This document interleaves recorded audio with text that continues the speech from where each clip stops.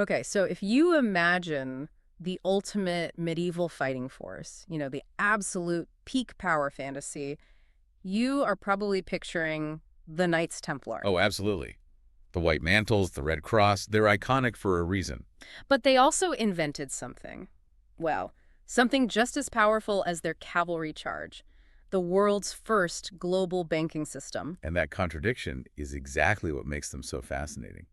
Today, we're going to get into how nine very poor and very religious men became this international powerhouse. Right. And then how they disappeared almost overnight. To the dramatic story. So let's start at the very beginning. We're in the early 12th century, around 1119. The First Crusade has just ended. Jerusalem is under Christian control. But the roads to get there, they're an absolute mess. So not a safe tourist trip for pilgrims? Not at all. The routes were full of bandits. If you were a traveler carrying, any kind of valuables, you were a target. And there was no one to protect them. Exactly. No organized security. And that's the problem a French nobleman named Hugh de Payens decides to solve. He gets together just 8 other knights, so 9 men in total. Think about that. 9 guys to protect these huge, dangerous travel routes. And they were genuinely poor, right? I mean, their original name says it all. The poor fellow soldiers of Christ and of the Temple of Solomon. That is a mouthful. It really is. And they lived it. They took vows of poverty, obedience.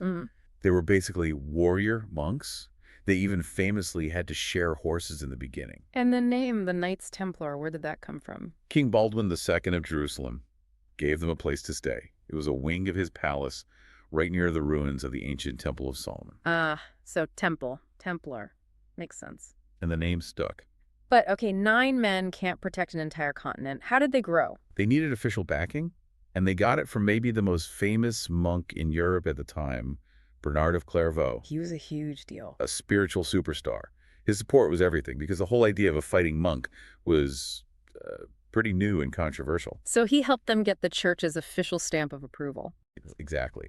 At the Council of Troyes in 1129, they got a formal rule book that laid out everything, from how they fought to how they ate. And then the Pope started giving them special privileges. Oh, yeah. This is the real game changer.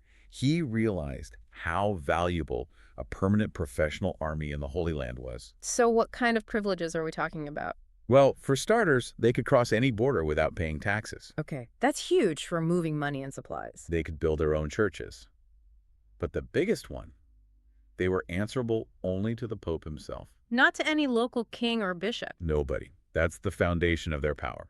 They were essentially their own independent state. An independent state needs a uniform, and theirs is probably the most famous in history. For sure. That long, heavy white mantle. It symbolized purity and their religious vows. But only the full knights wore the white, right? Yeah, the knights who were usually from noble families. Yeah. Then, in 1147, they added the final touch. The red cross. The red cross, stitched right over the heart. It was a symbol of martyrdom, a promise that they were willing to die for their faith. Let's turn to the battlefield then, because they weren't just about symbols. Their discipline was feared everywhere. It was everything. These were the best trained soldiers of their time. They practiced combat every single day. And in a battle, a normal feudal knight might run if things got bad. Not a Templar? No way. A Templar knight was forbidden to charge or retreat without a direct order. You followed commands, even if it meant certain death. That made them incredibly reliable. And their signature move?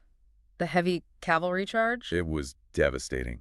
The medieval equivalent of a tank assault. So how did it work? The knights would line up, shield to shield, making this solid wall of iron and muscle. Wow. They'd start at a trot, then build to a full gallop. The sheer momentum could break almost any defensive line.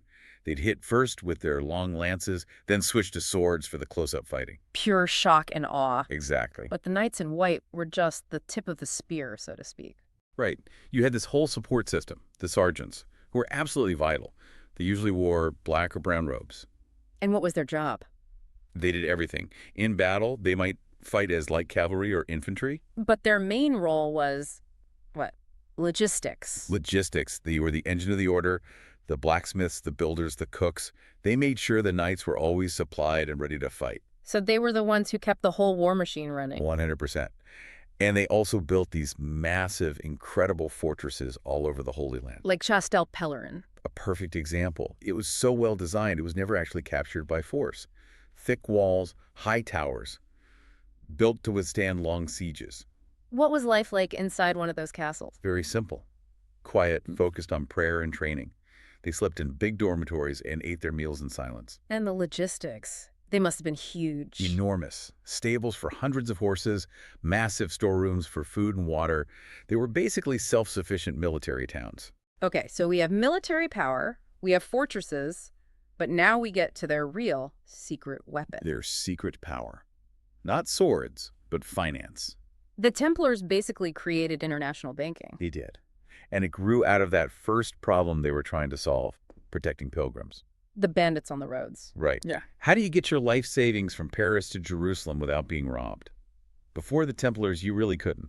So how did their system work? It was simple, and it was brilliant. A pilgrim would deposit their money at a Templar house in Europe. Okay. In return, you didn't get cash. You got a coded letter of credit. Like a medieval traveler's check. Exactly. Then, when you finally arrived in the Holy Land, you'd go to the Templar office there, present your letter, and they'd give you your money in local currency. That is genius. And so much safer. Infinitely safer.